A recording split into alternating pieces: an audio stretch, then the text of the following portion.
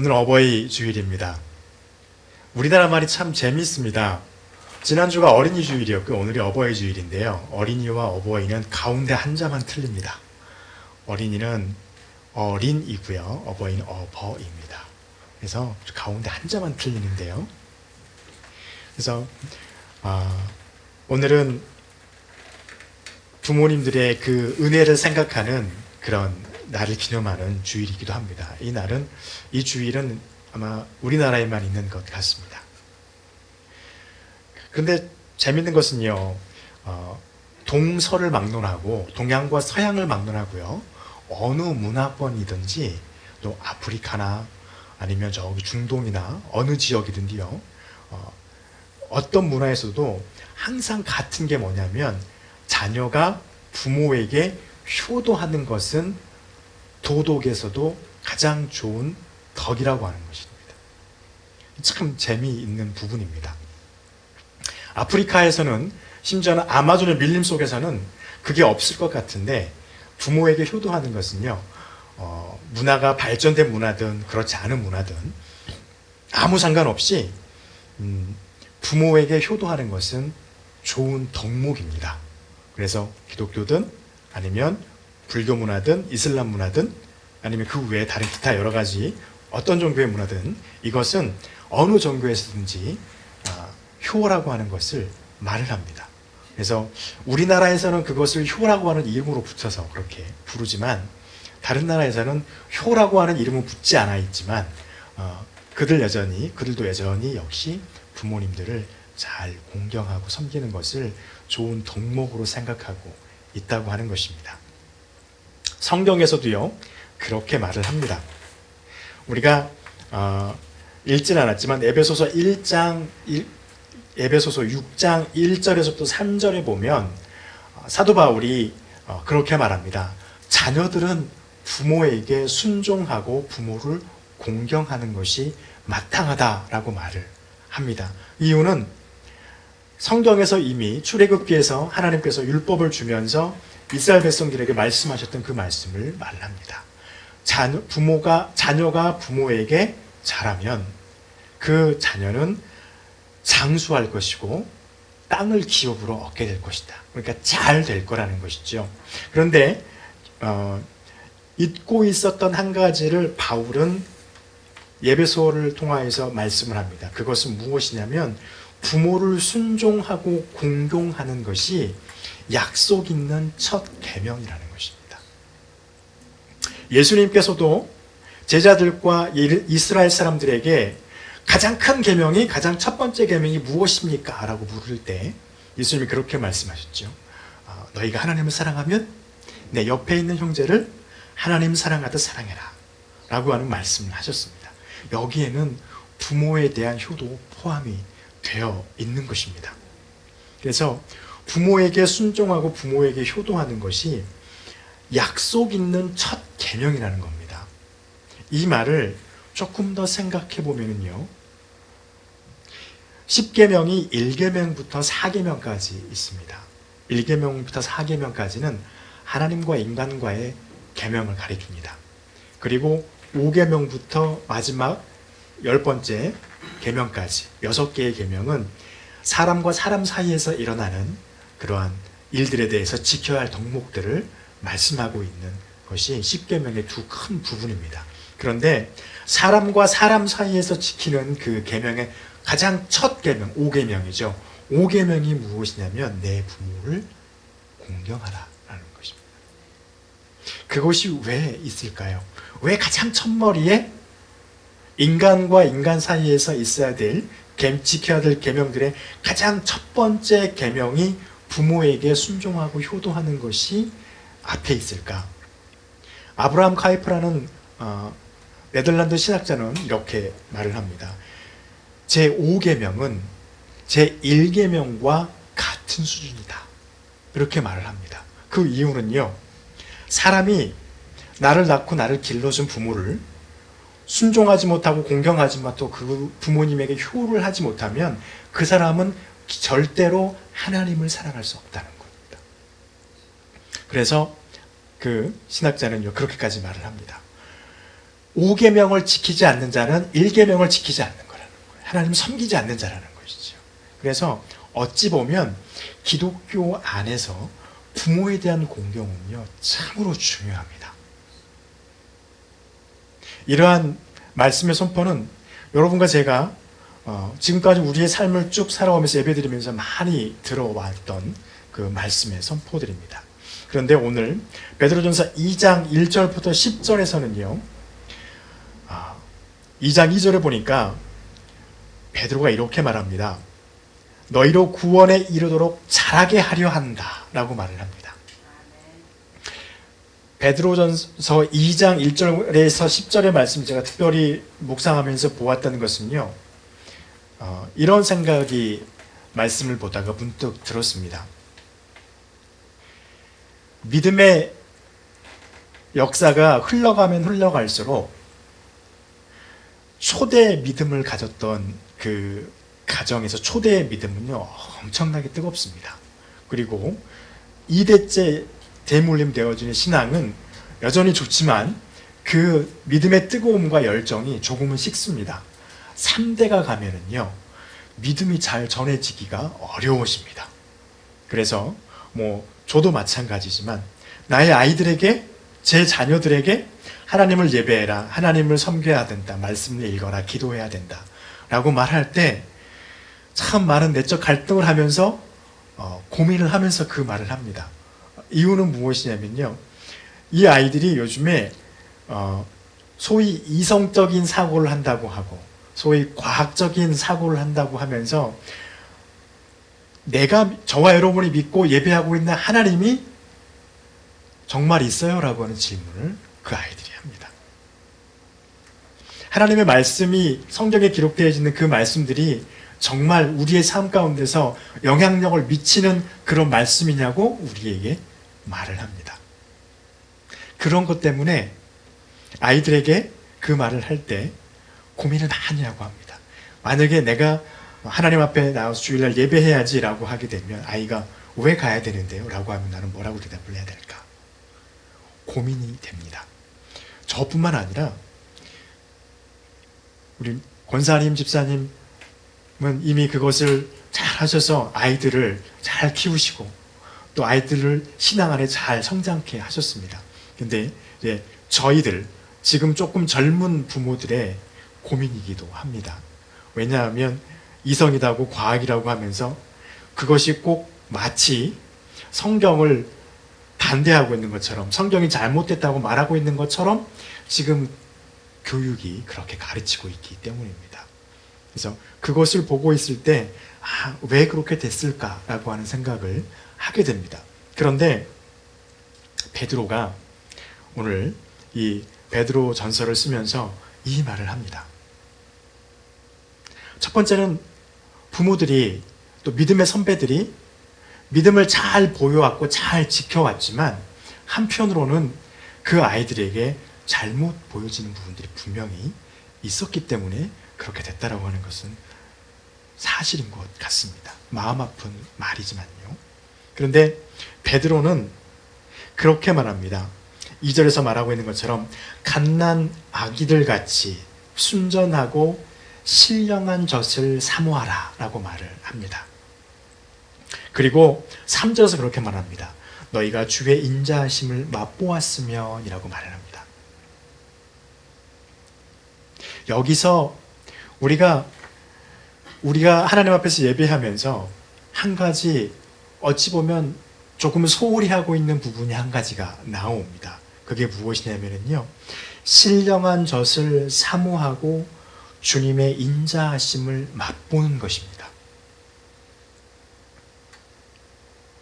우리가 부모로서 우리의 자녀들에게 우리가 존중을 받고 존경을 받고 그들의 효를 받는 것은 당연한, 성경에서 말하고 있는 것이니까 당연한 것입니다. 그런데 우리가 부모로서 나의 자녀들에게 해야 할 것이 예배의 모습만 보이는 것이 아니라 첫 번째 먼저 해야 될 것이 우리가 하나님 앞에서 신령하고 순전한 젖을 사모하고 그것을 맛봐야 된다고 하는 것입니다. 순전하고 신령한 젖은 2절에서 말하는 순전하고 신령한 젖은 다른 것이 아니라요, 3절에서 말하고 있는 주님의 인자하심을 우리가 알아야 된다고 하는 것입니다. 주님의 인자하심은 무엇일까요? 영어 성경에 보니까 주님의 인자하심은 굿네스, 선한 것이라고 이렇게 표현이 되어 있습니다. 선한 것이라는 이 표현을 보니까 너무 애매했습니다. 그래서 조금 어렵긴 하지만 라틴어 성경으로 되어 있는 베드로전서 2장 3절에 있는 인자하심 도대체 무슨 단어인지 찾아보았습니다. 그랬더니 둘키스라고 하는 단어였습니다. 둘키스라고 하는 단어는 어떤 뜻이냐면요, 단 것, 달콤한 것, 감미로운 것, 또 한편으로는 과자라고 하는 그런 의미를 가지고 있는 단어입니다. 이 말은 무엇을 의미할까요? 우리의 심령 가운데 에너지를 줄 수 있는 것이 우리에게 필요하다는 것입니다. 그것을 우리가 맛보아야 한다는 것입니다. 그것이 어떤 것이냐면 선한 것입니다. 그래서 우리 안에 주님께서 우리로 하여금 주시는 그 달고 좋고 감미로운 것이 들어왔을 때 우리 안에서 이루어져야 되는 것이 2장 1절에 있는 것들이 우리 안에서 이루어져야 된다는 것입니다. 악독이 주님의 인자하심 때문에 우리의 삶에서 점점 흐릿해져야 되고요. 기만하는 것, 외식하는 것, 남을 시기하는 것, 다른 사람을 비방하는 것들이 우리의 삶 속에서 점점 흐려져야 된다는 것입니다. 이 말씀을 묵상하고 있다가 그런 생각이 되어졌습니다. 우리가 우리의 자녀들에게 주님의 인자하심을 내가 맛보았다고 나타내 보이지 못했구나 라는 생각이 들었습니다. 그래서 그 아이들이 하나님을 예배하는 곳으로부터 나이가 들어서 청년이 되어지면 멀어져 갑니다. 늘 생각하는 부분이고, 또 가끔 우리 젊은 부모들이 가끔씩 와서 하는 그런 말들이 있습니다. 고등학교 3학년을 졸업하고 대학을 가게 되면 부목회자들에게 꼭 부모님들이 찾아와서 우리 아이가 하나님 앞에 나와서 예배 드릴 수 있도록 해주십시오라고 합니다. 그런데 참 난감한, 이렇게 저렇게 대답할 수 없는 상황이 되어집니다. 이유는 한 가지이더라고요. 그 부모님이 자기 자녀에게 주님의 신령함을 맛보고 그 맛본 것을 보여내지 못했다는 것이 안타까운 사실이었습니다. 그래서 그 아이들은 단순히 예배를 드리지 않아서, 주일에 예배당에 나와서 하나님의 말씀을 듣지 않아서가 아니라, 나의 부모가 신앙인으로서 성경 안에서 하나님이 우리에게 말씀해 주신 그 우리의 신령한 것, 또 우리의 영적인 하나님의 에너지를 우리가 받았다면 그 받은 것으로 말미암아서 무엇인가가 보여줘야 되는데 그것을 보여내지 못했다고 하는 것들을 바라보게 되어졌습니다. 그래서 주님의 인자하심을 우리가 맛보아야 하는데, 맛본 것으로 끝난 게 아니라 3절에 보면은요, 이렇게 돼 있죠. 너희가 주의 인자하심을 맛보았으면 그리하라. 뭘 그리하라는 것일까요? 2장 1절에 있는 것을 하라는 것입니다. 2장 1절에 있는 그런 것들을 버려내야 되는 것을 우리가 해야 하는데 하지 못했구나 라고 하는 생각을 갖게 되었습니다. 그러면서 말씀 보면서 하나님 용서해 주십시오. 주님 것을 내가 맛보았다면 그것을 가지고 내 안에 있는 악독을 제거할 수 있는 그 하나님의 인자하심인데, 기만과 외식과 시기와 비방하는 말들을 제거해낼 수 있는 능력 있는 하나님의 것을 내가 맛보고도 그것을 보여내지 못하는 부분이 있다면 하나님 나를 용서해 주십시오 라고 회개하며 이 말씀을 보았습니다. 우리가 나이가 젊든 나이가 들어있든 나의 자녀들이 다 자랐든 아직 자라지 않았든 우리에게 여전히 하나님의 말씀으로 주어지는 것은 주님의 인자하심을 맛보고 그 주님의 인자하심으로 내 안에 있는 죄로 말미암아서 내 속에 들어와서 마치 주인인 양 행세하고 있는 것들을 버려내는 것입니다. 이 은혜가 저 여러분 가운데 있기를 간절히 축원합니다. 그런데 그러기 위해서는요, 말씀 안에서 주님을 발견해야 합니다. 아이들이요, 또 청년들이요, 교회를 왜 그렇게 오지 아니하고 하나님을 무슨 어린아이의 동화책에 나오는 하나님처럼 그렇게 이해하고 있을까? 이유는 간단합니다. 그들이 성경은 보고 있지만 예수님을 발견하지 못하고 있는 것입니다. 이 말이 조금 어폐가 있는 것처럼 보이지만 오늘 말씀해 보니까요, 사도 바울이 그렇게 말하죠. 6절에서 보라, 성경에 기록되었을 때 내가 택한 보배로운 모퉁이 돌을 시온에 두었는데, 그렇게 말합니다. 7절에 보니까 그러므로 믿는 자들에게는 보배나 믿지 아니하는 자들에게는 건축자들이 버린 모퉁이 돌에 불과합니다. 우리는 이 부분을 너무 잘 압니다. 하나님이 예수 그리스도로 성육신하셔서 주인 되신 분이 이 땅에 왔습니다. 왔을 때 사람들이 보였던 반응은 무엇입니까? 처음에는 열광했습니다. 그런데 나중에는 결과적으로 그들이 예수 그리스도, 즉 이 땅의 주인 되신 하나님을 버려버립니다. 어디에다 버렸습니까? 십자가에 버려버리죠. 그리고 그 십자가에 매달아 죽음을 맛보게 해버립니다. 이 십자가에 버림받은 하나님을 시편에서는 시편 118편 22절 말씀 있죠. 거기서는 무엇이라고 말합니까? 건축자들이 버린 모퉁이 돌이 머릿돌이 됐다는 것입니다. 길가에요, 우리가 다니는 길에 큰 바위돌이 놓여져 있으면 그 바위 때문에 불편합니다. 통행하기가. 어떨 때는 조금 실수하면 그 바위돌 앞에서 넘어지게 되면 크게 다치죠. 심지어는 목숨의 위협도 받을 수 있게 되는 것입니다. 그것이 있는 그 말씀입니다. 그 모퉁이 돌이 그들에게 걸려 넘어지는 돌이 되었다는 것입니다. 8절에서 그렇게 말을 하죠. 걸려 넘어지게 하는 바위가 되었다.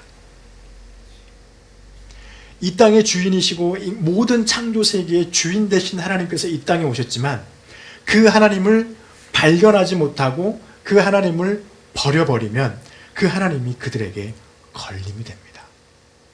이 걸림이 된다는 말은 참 많은 말이 있습니다. 첫 번째는 현대 사회에서 하나님을 모르게 넘어가는 것입니다. 믿지 못하는 하나님이 되어지는 것이죠.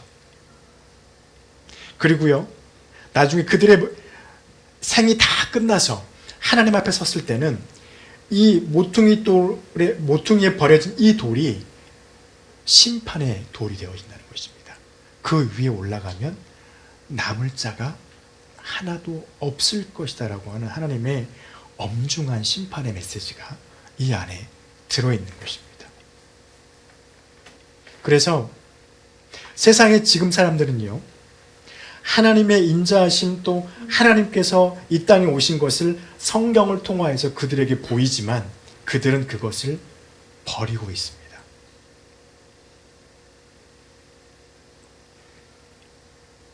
믿는 자들은 어떻게 되었을까요? 믿는 자들에게는 사람들은 버렸지만 하나님이 택한 그 하나님의 돌을 우리는 보배로운 돌로 받아들입니다. 그 보배로운 돌을 받아들임으로 말미암아서 하나님께서 저와 여러분 믿는 자들을 어떻게 하셨냐면 하나님이 택하시게 됩니다. 그리고 말씀하십니다. 너희도 거룩한 산돌이 되어라. 5절에서 이렇게 말씀하시죠. 너희도 산돌같이, 그냥 산돌이 아니에요. 신령한 집으로 세워지는 산돌입니다.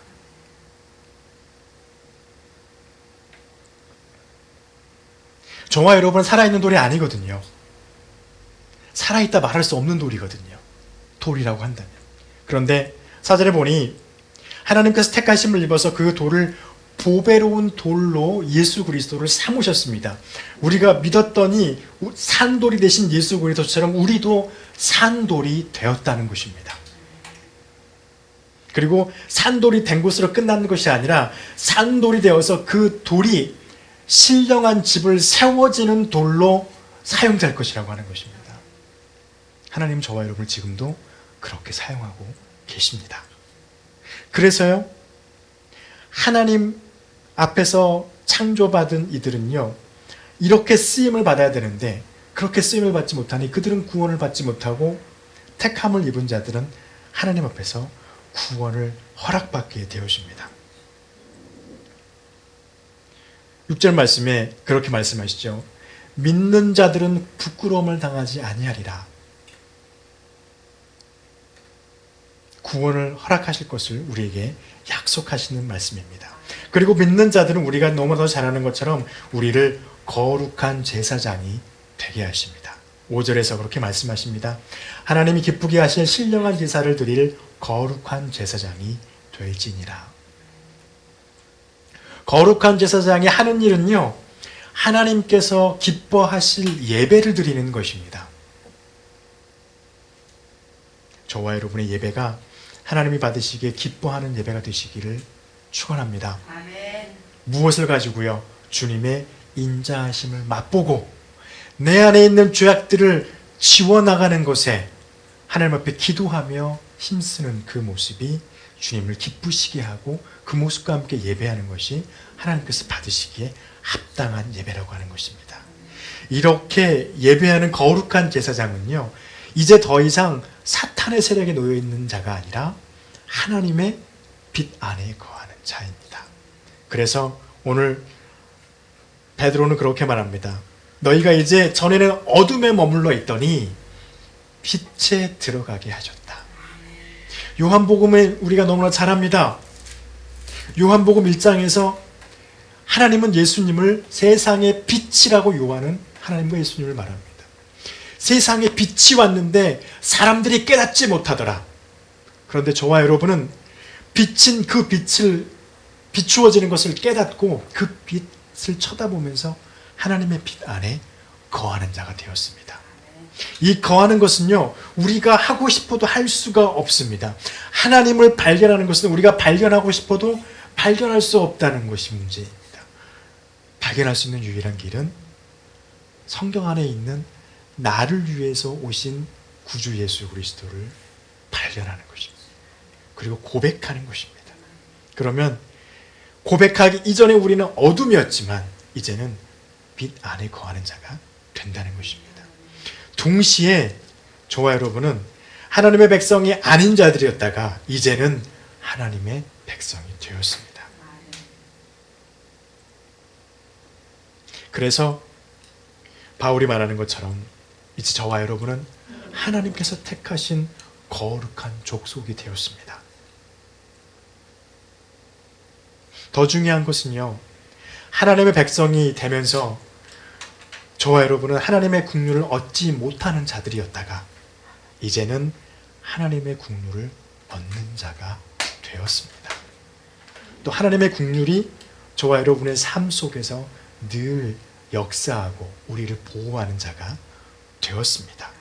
무엇 때문입니까? 하나님의 주의 인자하심을 맛보았기 때문입니다. 저와 여러분이 이 세상을 살아가면서 어른으로서, 부모로서 주님께서 내게 알게 하신 주님의 인자하심을 계속 맛봄으로 말미암아서 내 안에 있는 죄악된 것들을 천천히 지워나가고 주님의 은혜 안에서 예수 그리스도를 버려서 그 돌에 넘어져서 그 돌 위에서 하나도 남김이 없이 으스러지는 그러한 하나님의 무서운 심판을 받는 것이 아니라 하나님의 택함을 받고 거룩한 산돌이 되어져서 하나님의 집을 지어가고 제사장이 되고 빛에 거하고 하나님의 백성이 되고 주님의 국류를 얻어나가는 저와 여러분의 믿음 생활, 우리의 삶이 되시기를 간절히 축원합니다. 기도하겠습니다.